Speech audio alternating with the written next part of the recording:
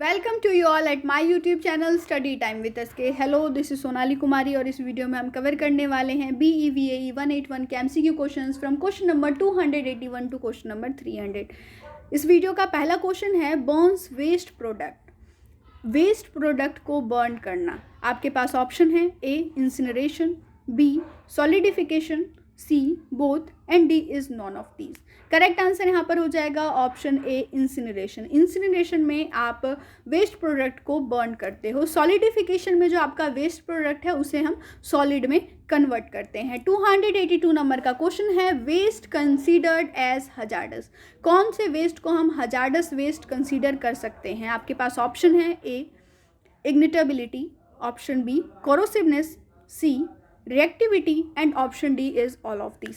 Correct answer यहाँ पर option D हो जाएगा ऑल ऑफ दीज। इग्निटेबिलिटी वो होता है यानी कि वो सबस्टांसेस जो जल्दी से आग को पकड़ लेते हैं, और कोरोसिवनेस, रिएक्टिविटी और ऑप्शन D है ऑल ऑफ दीज, ये करेक्ट हो गया। इसके साथ ही जो सबस्टांसेस रेडियो एक्टिविटी शो करते हैं वो भी हजार्डस वेस्ट में कंसीडर किए जाते हैं।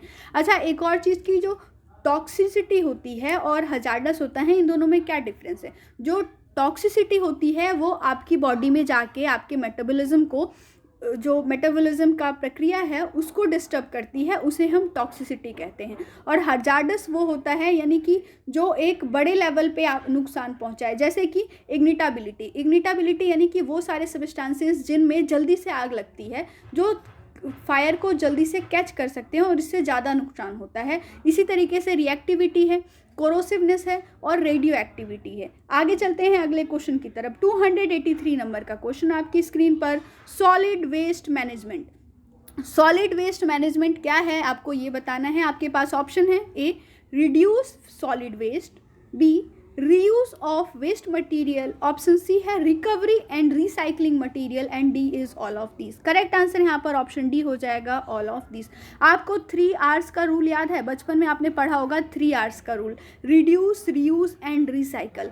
यही तीनों R का जो यूज़ है ये यूज़ होता है सॉलिड वेस्ट मैनेजमेंट में। जो भी आपका सॉलिड वेस्ट है आप उसको रिड्यूस कीजिए, वेस्ट मटेरियल को दोबारा से रीयूज़ कीजिए, उसे रिसाइकल कीजिए, या फिर जो आपका मटेरियल है उसको रिकवर कीजिए। ये सॉलिड वेस्ट मैनेजमेंट में आता है। 284 नंबर के क्वेश्चन पे आते हैं और ये क्वेश्चन है fly ash from thermal power plant can be used to construct. जो फ्लाई एश निकलता है थर्मल पावर प्लांट से, उनको आप किस चीज़ के लिए यूज़ कर सकते हो? आपके पास ऑप्शन है A bricks, B cements, C both and D is none. Correct answer यहाँ पर ऑप्शन C हो जाएगा बोथ। आपकी बुक में सिर्फ ब्रिक्स लिखा हुआ है BEVAE 181 में, FST की बुक में सीमेंट्स भी दिया हुआ है, और इसके लिए जो करेक्ट आंसर होगा यहाँ पर बोथ हो जाएगा, क्योंकि फ्लाई एश का इस्तेमाल ब्रिक्स में भी किया जाता है और सीमेंट्स में भी किया जाता है। आगे बढ़ते हैं 285 नंबर के क्वेश्चन की तरफ। ये है way to dispose hazardous waste. Hazardous waste को डिस्पोज करने के कौन कौन से तरीके हैं आपको ये बताना है। आपके पास ऑप्शन है A landfill disposal, option B incineration, C dumping at sea and D is all of these. Correct answer यहाँ पर ऑप्शन D हो जाएगा ऑल ऑफ दीज। लैंडफिल में डिस्पोज कीजिए, और ये जो लैंडफिल होता है ये ओपन लैंडफिल नहीं होता है जैसे आप देखते हैं हमारे शहरों में। ये जो लैंडफिल होता है ये क्लोज्ड लैंडफिल होता है। डबल लेयर्ड की ब्रिक की यहाँ पर पहले इसकी फ्लोरिंग की जाती है और इसके बाद ये लैंडफिल बनाया जाता है, ताकि जो आप हजार्डस वेस्ट यहाँ पर डिस्पोज कर रहे हो वो दूसरे जो रिसोर्सेज हैं उनको नुकसान ना पहुँचाए। इंसिनरेशन का प्रोसेस आपको पता है। डंपिंग एट सी क्या होता है कि सी में डंप करना जो भी आपका हजार्डस वेस्ट है और जिन्हें डिल्यूट करने के लिए ज़्यादा अमाउंट में वाटर की ज़रूरत है, आप उनको सी के डीपेस्ट सी जो रीजन है वहाँ पर डंप कर सकते हो। लेकिन इसके लिए भी इंटरनेशनल क्राइटेरियाज बने हुए हैं कि कौन कौन से आप जो वेस्ट है उन्हें डंप कर सकते हो। और एक और है कि अंडरग्राउंड डिस्पोजल। अंडरग्राउंड डिस्पोजल उन सबस्टांसेस को, उन वेस्ट को किया जाता है जो रेडियो एक्टिव वेस्ट होते हैं, और उन्हें अंडरग्राउंड डिस्पोज करने के लिए एक प्रोसेस है जिसके थ्रू उन्हें अंडरग्राउंड डिस्पोज किया जाता है। 286 नंबर के क्वेश्चन पे अब आ जाते हैं। ये है hazardous waste generation are grouped in. जो हजार्डस वेस्ट हैं उनका जनरेशन है उसको कितने ग्रुप्स में रखा गया है? तो उन्हें 2 ग्रुप्स में रखा गया है। आपके पास ऑप्शन है यहाँ पर और दोनों ही ऑप्शन करेक्ट है। ए है प्रोसेस ओरिएंटेड, यानी कि वो वेस्ट जो किसी चीज़ को बनाने में ही निकलते हैं उन्हें हम प्रोसेस ओरिएंटेड वेस्ट कहा जाता है। बी है पॉल्यूशन कंट्रोल ओरिएंटेशन, यानी कि वो वेस्ट जब आप किसी पॉल्यूशन को कंट्रोल कर रहे थे और उस वक्त वो हजार्डस वेस्ट जनरेट हुआ है तो उसे कहा जाता है पॉल्यूशन कंट्रोल ओरिएंटेशन। और नेक्स्ट वाला था प्रोसेस ओरिएंटेशन, और ये दोनों ही हजार्डस वेस्ट जनरेशन के ग्रुप हैं। अगले क्वेश्चन पे आ जाते हैं। 287 नंबर का क्वेश्चन है आपकी स्क्रीन पर। When rules were made in mandatory for every waste generator to segregate and store separately and recyclable, non-recyclable and hazardous waste, यहाँ पर ये कहा जा रहा है कि ये रूल कब बनाया गया कि जो भी जनरेटर्स हैं, जो भी वेस्ट जनरेट कर रहे हैं, वो अपने वेस्ट को स्टोर करेंगे सेपरेटली, रिसाइकलेबल हैं, जो नॉन रिसाइकलेबल हैं और जो हजार्डस वेस्ट हैं।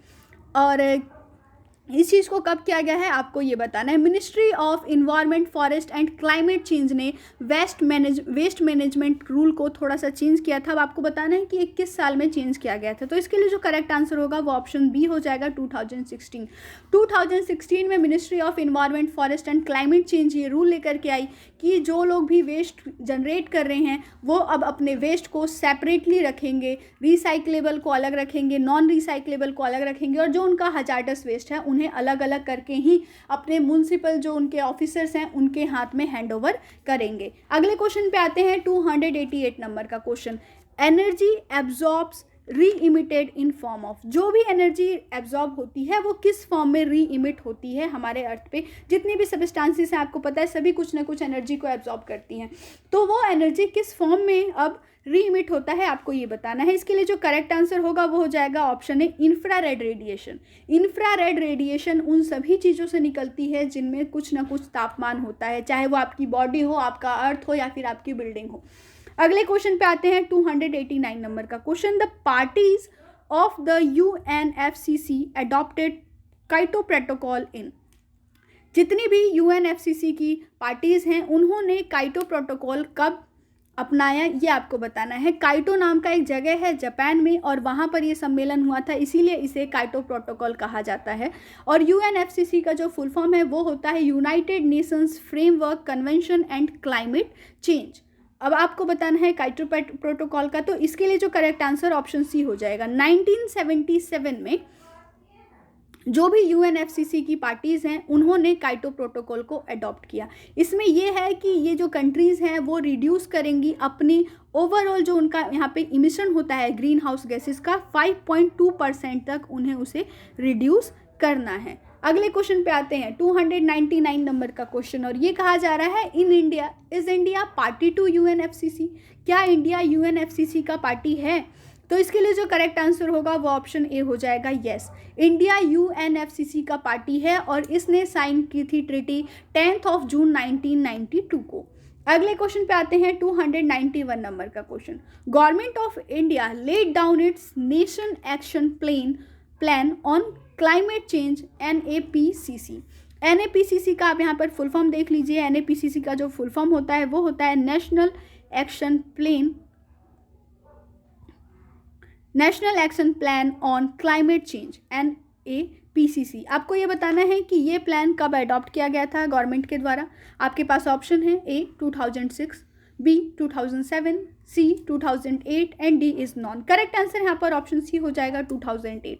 2008 में NAPCC के थ्रू 8 ऑब्जेक्टिव्स बनाए गए थे और सभी स्टेट्स को ये दिशा निर्देश दिया गया था कि वो अपने स्टेट लेवल पे क्लाइमेट चेंज को लेकर के एक्शंस लें। 292 नंबर का क्वेश्चन है ओजोन इज, ओजोन क्या है आपको ये बताना है। तो आपके पास ऑप्शन है A O2, B O3, C O और D है all of these. Correct answer यहाँ पर ऑप्शन बी हो जाएगा O3। ओजोन जो है उसको O3 लिखा जाता है। अगले क्वेश्चन में आते हैं। 293 नंबर का क्वेश्चन।